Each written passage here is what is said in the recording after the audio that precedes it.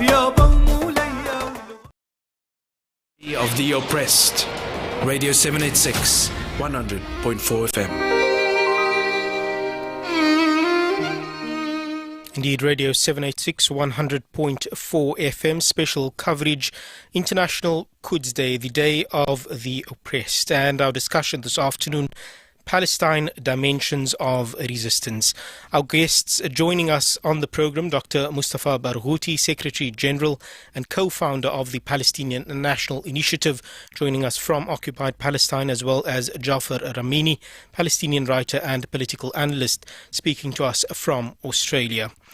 Later in the program, we will be joined by Dr. Farid Esak as well, who is, of course, a well-known anti-apartheid activist here in South Africa, also a board member of Africa for Palestine. Jafar, I'd like to pick up with the discussion that we were having earlier regarding Palestinians and the fact that they need to find an answer locally from Palestine that is going to achieve that liberation that we talk of for Palestine. What is that answer? Jafar? Okay, we seem to be having a bit of an issue with Jafar's connection there. Dr. Mustafa Barghouti, are you with us? Okay, we are waiting on both of our guests. That is, of course, both Dr. Mustafa Barghouti, Secretary General and co-founder of the Palestinian National Initiative, as well as Jafar Ramini. And, of course, we've been having a discussion here about the situation in occupied Palestine as it stands at the moment. 72 years of occupation, 72 years of resistance. And one of the early questions that I asked was looking at this in the realm of 100 years. Palestine has continued to resist, demand the right to their land, for people to go back to those villages that they were expelled from, where so many people were killed, massacred, in fact, over the years since 1948, since the establishment, the creation of what the West would like to call the State of Israel. Just to check now with our guests that are joining us on the program, Jafar, you are with us once again. Jafar, are you able to hear me? Okay, our guest appears to be having a problem with hearing us. He is online, I understand. We will try to attend to that situation. But, of course, the outline that came through from both our guests, Dr. Mustafa Barghouti, who is a politician himself in Palestine, as well as Jafar Ramini, who is a political analyst, is that Palestinians can no longer look to the Arab street, to Arab governments. They do not have faith in any other political processes that are on the table to achieve liberation for Palestine. This, of course, comes in the light of things like the deal of the century that the American president Donald Trump is pushing, the current situation where Benjamin Netanyahu has just formed a new government as well, described as the most right-wing government that Israel has seen, and one that is pushing ahead with its plans of occupation, expulsion and usurpation of the rights and lands of the Palestinian people. And so within this reality, we also have a situation at the moment where the world is under lockdown. The world is looking at the situation as far as the coronavirus is concerned. It is assessing how it can look at resolving the situation in their own countries. And if we look at all the way from the United States, that has the highest number of cases, to Russia and even to any of the other states within Europe, all of them looking inward, trying to address their own challenges at the moment.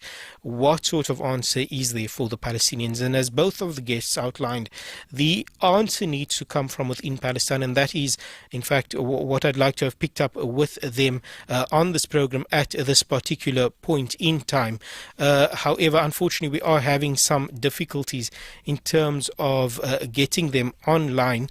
but we will try to speak to Dr. Farid, Professor Farid Esak shortly, who is, of course, based in South Africa and also has been quite active in raising awareness about the situation in Palestine, also a founding member of the BDS campaign in South Africa. That's the Boycott, Divestment and Sanctions campaign here in South Africa, now a board member of Africa for Palestine, and that is really to raise the voice of Africans as far as the situation in occupied Palestine is concerned.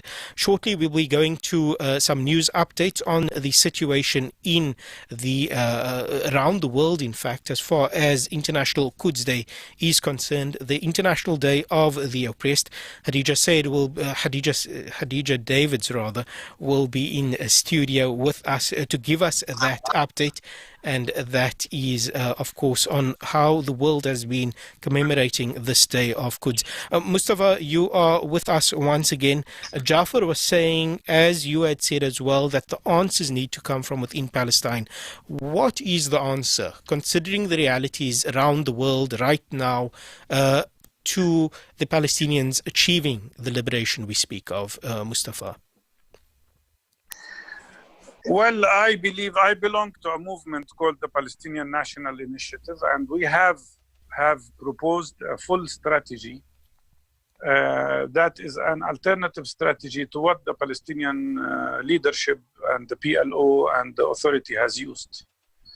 You see, since 1993, somehow Palestinians fell in the trap of the so-called Oslo Agreement and the belief of the possibility of a compromise with the Zionist movement. And the main strategy of the leadership was negotiations. In our opinion, no negotiations will ever produce anything unless you change first the balance of power, which is totally skewed in Israel's interest. And that's why the strategy we are proposing is an alternative one that concentrates first on changing the balance of power, through popular resistance, wide popular resistance on the ground, at the grassroots level, through boycott, divestment, sanctions, campaigns, BDS movement, and through unity of Palestinians by establishing a unified leadership. This is the line we are proposing, which would guarantee the re-energization of the Palestinian people and reunifying Palestinians wherever they are together behind one goal, whether they live in the diaspora as refugees or whether they live in Palestine itself, in the occupied territories or in 1948 areas. We believe this should be the alternative strategy, and it should start immediately with having a meeting with all leaders, declaring a unified leadership and an adoption of a new Palestinian strategy, different from what has failed. Unfortunately, certain people in the official leadership are very hesitant about this choice because it's costly. Certain people have private interests that feel could be hurt. Certain people find great difficulty being at this age of their life to change the whole course, but there is no alternative. We are a national liberation movement. We are people who struggle for their rights, and we are not at a stage of making solutions with Israel. And that's why, and we are not worried or afraid that if they kill the two-state solution, we will be without options. I personally believe if they kill the two-state solution, which is probably happening, we have the only left alternative is to demand one-state solution with full democratic rights for everybody, exactly like you did in South Africa.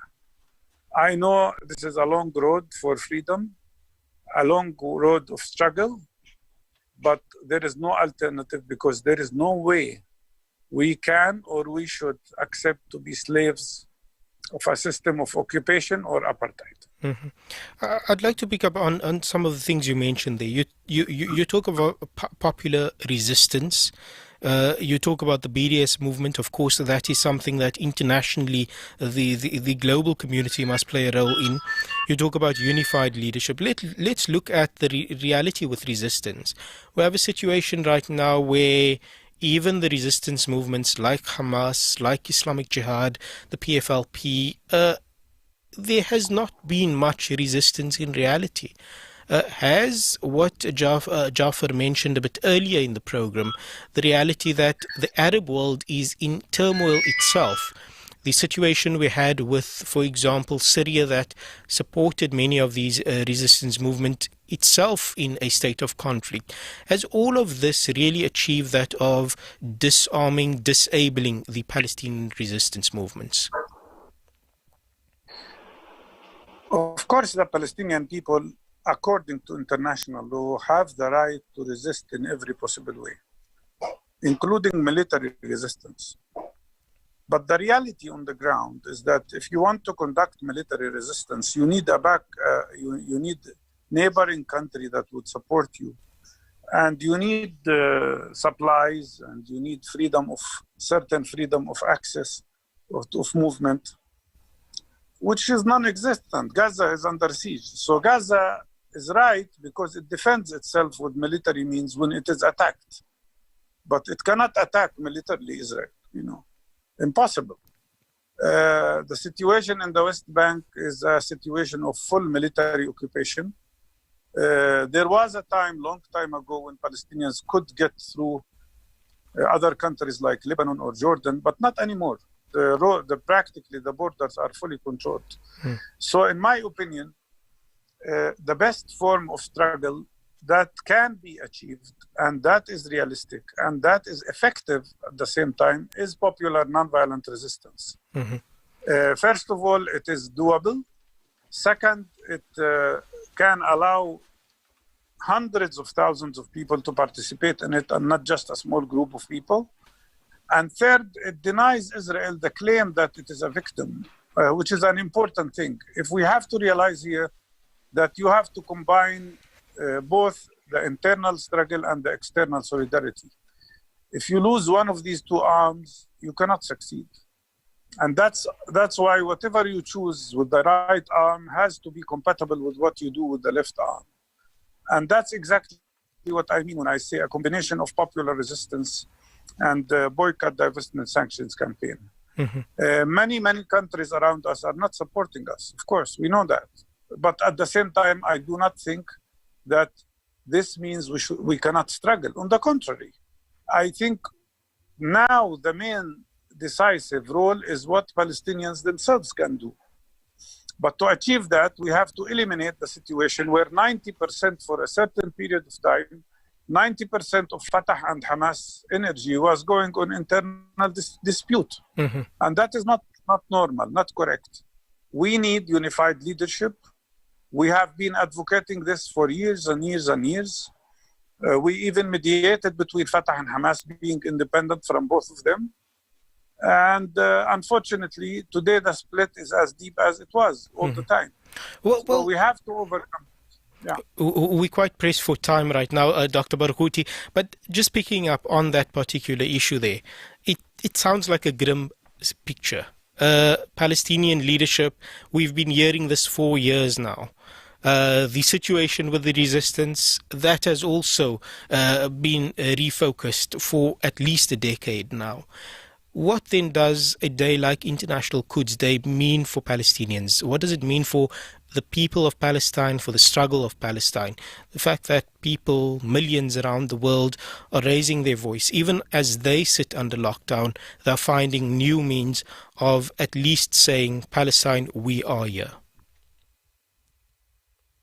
It's a very important day of resistance, and it's a very important day of saying to the whole world, we're here and we're there, and we're not moving out. Let me tell you the experience I lived through in 2017. In 2017, in July, Netanyahu imposed restrictions on entrance to the Aqsa Mosque. He put electronic gates and he wanted to check every Palestinian who enters the mosque one by one. His goal was really to restrict access to the mosque but also to impose Israeli regime. And this was the first step which would have led later to preventing many people from entering the mosque. We realized that this was unacceptable. And what we had was a fantastic initial popular reaction by tens of people, few tens of people who decided we will not enter the mosque, we will stay outside and pray around the mosque. What started with tens of people became hundreds, and then thousands, and then tens of thousands. To the level that at one point, Netanyahu realized that the surrounding of the Aqsa Mosque was becoming the Tahrir Square, the new Tahrir Square. And we broke him. It was totally nonviolent. Nobody could say there can be anything more peaceful than just using prayer as a form of resistance. Christian and Muslim Palestinians were standing side by side, praying together. The army provoked us. They used violence. They killed 4 young people. They injured 1,500, including myself, with a rubber bullet. But we did not respond with violence. We insisted on continuing our nonviolent resistance, and we succeeded. We were victorious. We broke them. And he had to remove all these obstacles in front of the mosque. So this is an example. It's a lesson of what the movement of the masses can do when we are disciplined, when we have a clear goal, and when we continue to do our work. The most difficult thing that faces Palestinians is sometimes politicians are working for their own interest. Instead of thinking about the strategy of the future, instead of thinking about the people they are leading, and instead of concentrating on what can be effective. I believe we know the way, and I believe eventually people will follow that way. Indeed, and that's Dr. Mustafa Barghouti talking to us from Palestine, Secretary General and co-founder of the Palestinian National Initiative, joining us on this special program, special coverage on Radio 786, Palestine Dimensions of Resistance. You may also follow this broadcast live via video stream on Facebook and YouTube, both accessible on the Radio 786 pages on these platforms. We are now joined in South Africa by the professor in the study of Islam at the University of Johannesburg and also board member of Africa for Palestine, Professor Farid Esak, who will be joining this discussion locally as well to add to it and talk to us about, of course, those issues. Earlier we heard that expression by Nelson Mandela that the liberation of South Africans will not be complete until Palestinians are liberated. Professor Farid Esak, assalamu alaikum. Welcome to Radio 786 this Friday afternoon. Wa alaikum assalam to both you and your listeners, and it's as always a pleasure to be with you. Of course, we have Dr. Mustafa Barghouti joining us from Palestine as well. Professor Farid Esak, it's easy to talk. Africa for Palestine, we say we're raising the voice of Palestine on the international stage. We as Africa is talking as one continent. We experienced apartheid in this country. We fought against it. We overcame. Is that enough? Well, these are narratives. The narrative of we fought apartheid, we overcame, the narrative of Africa for Palestine, the narrative that we are living in a free society. But all of these narratives remain contested narratives. When we say Africa for Palestine, it is both appealing to Africa's own history as a conquered people, but also as a people that liberated itself using various means. And because of Africa's position as a colonized and as an oppressed continent, we have certain responsibilities. The same goes for South Africa. But we're not fooled into the idea that Africa is, in fact, completely liberated. Neither are we fooled by the idea that South Africa is completely liberated. Inside South Africa, there are still contestations around wealth, power, and around affiliations. the truth is that the vast majority of our government and the ruling party and most of the opposition party, with the exception of the African Christian Democratic Party and the Democratic Alliance, about 80-90% of our people identify with the Palestinian cause. But the other truth is also that there are powerful lobbies, both inside South Africa and more particularly from the United States, that are not uninfluential inside South Africa. Mm-hmm. They're not uninfluential inside South Africa, and they continue to exercise a lot of power, however unsuccessfully or in a limited way. So yes, Africa is there for Palestine, but there are a number of African countries who are clearly selling out, and we have to resist that. South Africa is there for Palestine, but this solidarity is not an uncontested one. The Zionist lobby is very active in South Africa. Hello? The United States Embassy is very active in South Africa. Mm-hmm. Dr. Barghouti, just to come in on this particular point, South Africa, as we've outlined, of course, has experienced apartheid. We have overcome as well. We're living now over 20 years in a democracy. Does Palestine look particularly to South Africa for some of those answers in this new approach that you have been talking about? Yes, absolutely. Actually, I personally visited South Africa 3 times, and each trip was always very impressive. I went all the way to try to understand the nature of the struggle in South Africa. I even tried to visited the places where Gandhi started in South Africa. And I am a believer that there is a great amount of similarity, although it's not 100% compatible, but there is a great amount of similarity between the struggle of the Palestinian people and that is of the people of South Africa. South Africa has been a fantastic supporter of Palestinian people, mainly because you understand our suffering more than anybody else. But I am worried. Last time I visited South Africa, I noticed that the lobby in the United States, the Israeli Zionist lobby, is trying to replicate itself in South Africa. I noticed that there are certain pressures exercised within certain governmental circles. And I did notice that the main approach that the Zionist movement is using in South Africa is to rely on people of good wealth and business background, but also to claim that the Palestinian issue is only an Islamic issue. So it doesn't concern most of the African community in South Africa. This is a dangerous development. And Netanyahu is a very dangerous man.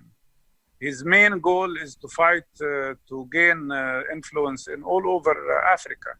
And the main country that is standing up to him in Africa is South Africa.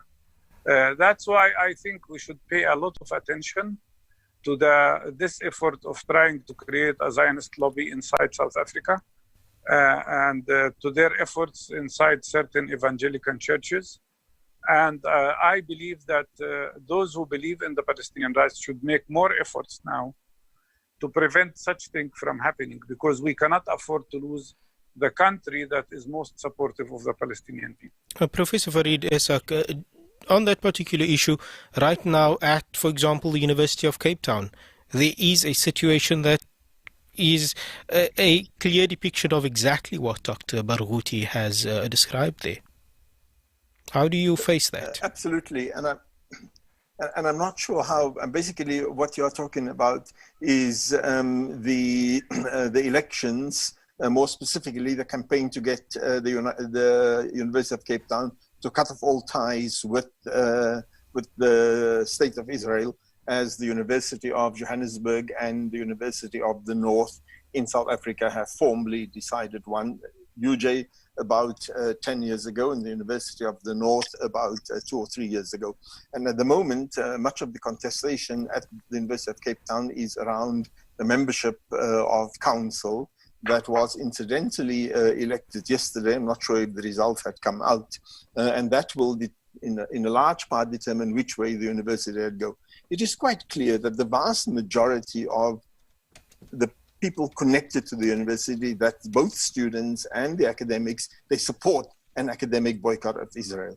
And so in many ways, the efforts of the Zionism, it's not about democracy. It's not about listening to the voices of the people, because if they listen to the voices of the people, they would have long already have noticed that South Africa is overwhelmingly opposed to relations with Israel. And so there is this attempt, yes, to initiate this academic boycott of South Africa, of Israel inside South Africa. It has enormous support, but the amount of money that the Zionists are investing in buying people out is quite extensive. I want to, as we begin to round up this discussion, look at something that might be considered somewhat offbeat for a discussion regarding Palestine. But it is something that the world is faced with at the moment, and that is the coronavirus outbreak. And for some reason or the other, people have brought Palestine into the discussion here.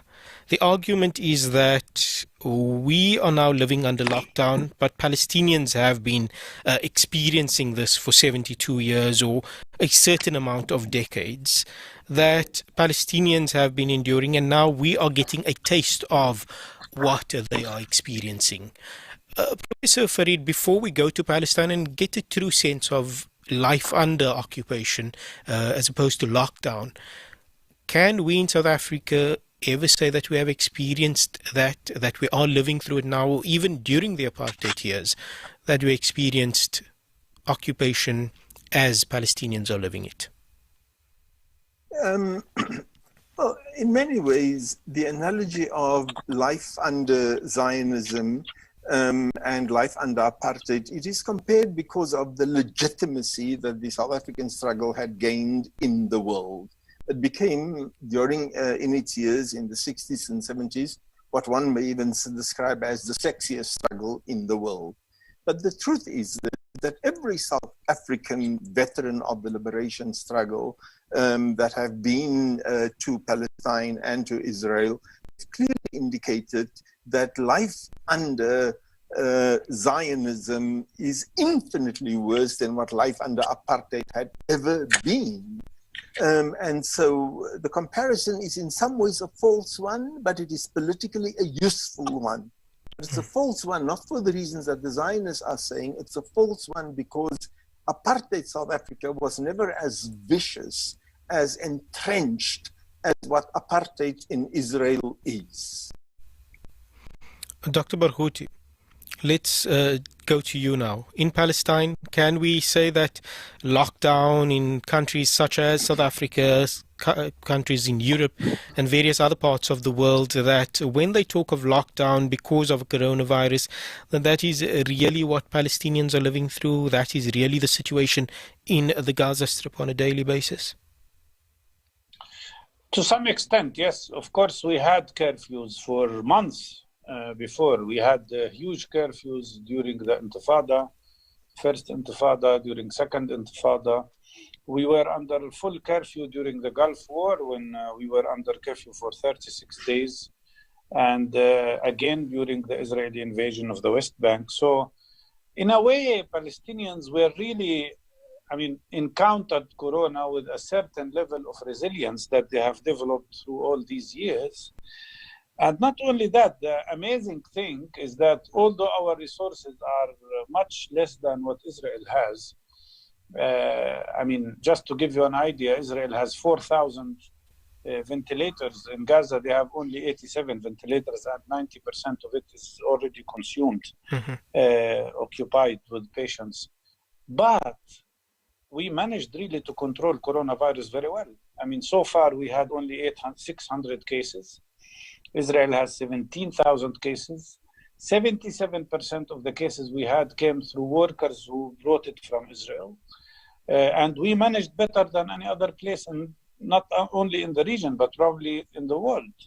That's why, because there was a very good combination between governmental policy, which was alert and on time, and with Palestinian fantastic civil society, which played fantastic role in providing people with prevention methods and the preventive approach.